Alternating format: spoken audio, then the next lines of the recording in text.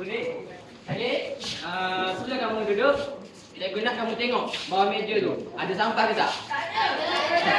Tak ada. Kalau tak ada, tengok meja. Tak nampak meja macam Coca-Cola.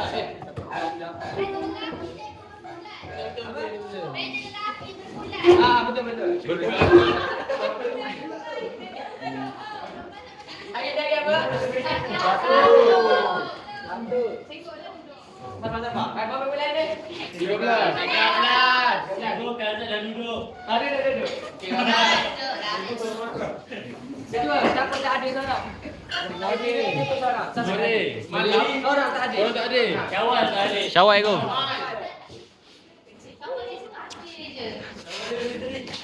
Lama dia tak elok ni. Bahasa balik. Baik. Sebelum kita masuk pada topik pengajaran, saya nak awak tengok peta ni. Siapa tahu ni peta negeri apa? Jepun. Jepun. Malaysia. Siapa yang terbagi ada?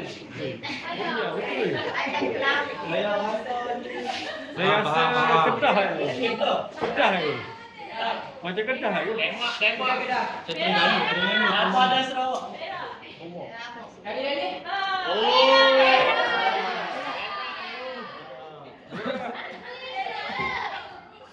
Betul ke tak?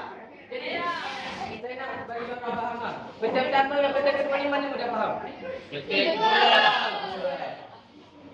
Jadi peta dua ni sama je, tapi yang ni dia banyak informasi lah. Informasi berdasarkan negeri India. Betul. So, peta ni kamu ini mudah faham kan? Betul. Okey, yang ni pula. Siapa pernah jumpa simbol ni? Kat tangan tu. Dekat tandas. Depan tandas. Dilarang lompat pagar. Betul. Saya boleh ambilkan. So, apa kaitan dua perkara ni dengan topik pelajaran kita? So, hari ini kita akan belajar tentang peta laka. Saya beli ambilkan. Okey, untuk objektif pelajaran kita, sebelum tamat sesi pembelajaran ni, cikgu dapat, cikgu harap kamu semua dapat menyatakan sekurang-kurangnya 4 daripada 5 ciri-ciri peta laka dengan betul dan mengenal pasti sekurang-kurangnya 3 daripada 4 simbol-simbol yang biasa digunakan dalam peta laka. So, Betul. baiklah, kita akan teruskan dengan sesi aktiviti kita hari ini.